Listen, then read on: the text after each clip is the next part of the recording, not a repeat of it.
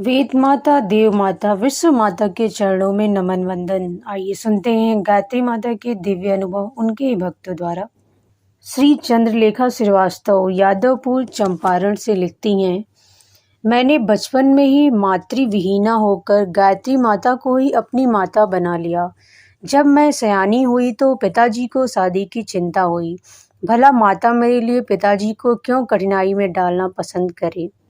निकट में ही एक सुयोग्य लड़के का पता लगा और दहेज की राक्षसी प्रथा के बावजूद भी बिना दहेज और झंझट के मेरा पाणी ग्रहण संस्कार संपन्न हो गया।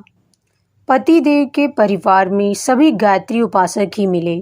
वहां पतिदेव के आदेशानुसार अखंड ज्योति पढ़कर मैंने पूज्य आचार्य जी से विधिवत दीक्षा ली और निर्देशित विधि से उपासना करने लगी। इससे आर्थिक दशा एवं मेरे कमजोर स्वास्थ्य की पुष्टि का प्रारंभ हुआ। पूज्य आचार्य जी से आशीर्वाद प्राप्त कर मैं हिस्टीरिया रोग से मुक्त हो गई और मेरे पूज्य पतिदेव उन्हीं की कृपा से आज समाज शिक्षा के आयोजक पद पर आसीन हो 200 रुपये मासिक अर्जन कर रहे हैं। गुरु और माता की कृपा से हमारे जीवन में शांति और सुख का स्वाभाविक निवास है। ऐसे ही एक भक्त श्री वीर सुखलाल सिकंदराबाद से लिखते हैं, हमारे परिवार में केवल पिताजी के कारण ही हमारी जीविका चलती थी। सारा कारोबार देखने और संचालित करने वाला उनके सिवा और कोई नहीं था। हमारे दुर्भाग्य से उन्हें पथरी का रोग हो गया। रात दिन दर्द से बेचैन रहते थे। हमारा सारा कारोबार बंद हो गया। पहले की अर्जित संपत्ति उनके इलाज और हमारे भोजन एवं अन्य आवश्यकताओं में खर्च किए जा रहे थे। चिकित्सा के बावजूद भी उनकी दशा बिगड़ती ही जा रही थी। हम लोग उनके जीवन से निराश होकर अपनी भावी जीविका के नष्ट होने की चिंता से भीतर ही भीतर भय से घुलते जा रहे थे। निराशा ने हमें गायत्री माता की ओर उन्मुख किया। जो जप कर सकते थे सबों ने माता की करुण पुकार सहित जप करना आरंभ किया। निराशा ने हमें गायत्री माता की ओर उन्मुख किया। जो जप कर सकते थे सबों ने माता की करुण पुकार सहित जप करना आरंभ किया। 4 महीने बीतते बीतते पिताजी पूर्ण स्वस्थ हो गए।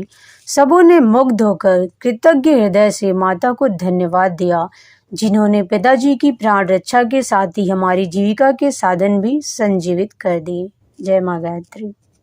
अगले क्रम में श्री गणेश जी इंद्रनगर सिंह भूमि से लिखते हैं, मैं सारे उपाय करके हार गया था। पिताजी के बचने की कोई आशा न थी। जब मनुष्य को चारों ओर से ही सहारा नहीं मिलता तो स्वभावतः ही उसकी दृष्टि ईश्वर की ओर उठ जाती है। मैं प्रारंभ से ही गायत्री उपासक था। पिताजी के प्राण रक्षा की भावना के लिए मैंने जप संख्या में वृद्धि की और रक्षा के लिए प्रार्थना किया करता। दूसरे दिन ही पिताजी के अंतर में शांति का बोध हुआ और मैंने तीसरे चौथे दिन उनकी दशा में स्पष्ट सुधार पाया। माता की कृपा का साक्षात कराने के लिए अभी भी हमारे पिता स्वस्थ जीवन यापन कर रहे हैं। आर्थिक दुश्चिंता सदा मुझे घेरे रहती। कितनी भी कोशिश करता न तो बाहर की हालात सुधरती और न मेरा संताप ही दूर होता। सोचा अब माता से ही प्रार्थना करूं। यह सफलता मेरी शक्ति से बाहर है। उस दिन जप कर रहा था, सहसा ही अंतर में मुझे स्पष्ट सुनाई पड़ा, अधीर मत हो, बाहर कोई तुम्हारी सहायता नहीं करेगा, मैं ही तुम्हें निभाए ले चलूंगी। यह सुनते ही मुझ में आत्मशक्ति और धैर्य का संचार हुआ। आज भी हमारी बाहरी जीविका का साधन पूर्ववत है, पर उस दिन के उपरांत कोई ऐसा अभाव रहा ही नहीं जिसकी पूर्ति नहीं हुई। कल्याणकारी माता की जय हो। अगले अनुभव में श्री सीताराम काशीनाथ मुंबई से लिखते हैं, सन 1954 दिसंबर में मुझे लकवा मार गया। इलाज की हद कर दी गई पर लाभ कुछ न हुआ। एक मित्र के परामर्श से मैंने मानसिक गायत्री उपासना आरंभ की। प्राकृतिक चिकित्सा का सहारा लिया। धीरे धीरे स्वास्थ्य सुधरने लगा। मुंबई प्लास्टिक लिमिटेड में नौकरी करता था। वह भी अस्वस्थता के कारण छोड़ चुकी थी। स्वास्थ्य सुधरा तो पैसे की तंगी की विपत्ति सामने आई। छूटी नौकरी को पुनः प्राप्त करने की कोशिश की तो मना की। 2 टूक जवाब मिल गया। सब ओर से निराश होकर 1.25 लक्ष गायत्री अनुष्ठान पर बैठा। अनुष्ठान पूरा होने में 2 दिन की देर थी कि कंपनी का घर बैठे बुलावा आया और फिर काम पर लग गया। गुजर होने लगी। पहले मेरी स्त्री और बालक बार बार बीमार पड़ते थे, सो भी अब नहीं पड़ते। माता की दया से सब आनंद ही आनंद है। ऐसा ही एक अंतिम अनुभव श्री शिवशंकर मिश्र कामठी माता की छिपी सी कृपा का वर्णन करते हैं।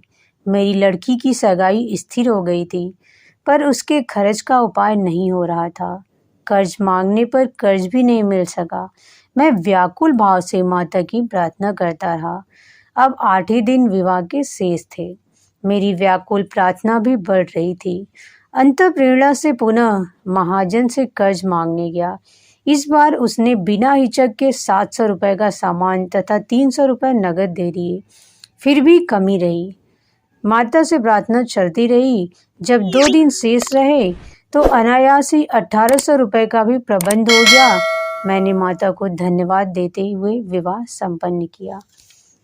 धन्यवाद।